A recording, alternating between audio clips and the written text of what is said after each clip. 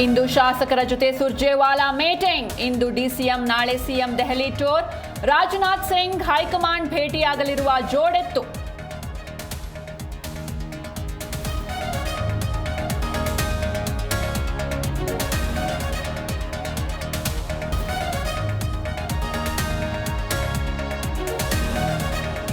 ಪೋಷಕರೇ ಮಕ್ಕಳ ಹೃದಯದ ಮೇಲಿರಲಿ ಗಮನ. ಹೃದಯದ ಗಾತ್ರದ ವ್ಯತ್ಯಾಸದಿಂದ ಅಬ್ನಾರ್ಮಲಿಟಿ ಸಮಸ್ಯೆ.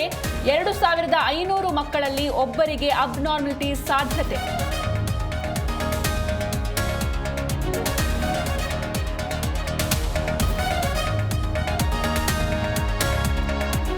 ಬೆಳಗಾವಿಯ ವಕೀಲ ಸಂತೋಷ್ ಪಾಟೀಲ್ ಕೇಸ್ಗೆ ಟ್ವಿಸ್ಟ್. ಕೊಲೆಗೆ 14 ಲಕ್ಷ ಸುಪಾರಿ ನೀಡಿದ್ದ 4 ವಕೀಲರು. 1.4 ಎಕರೆ ಜಮೀನಿಗಾಗಿ ಕೊಲೆ ಮಾಡಿದ್ದ ಹಂತಕರು.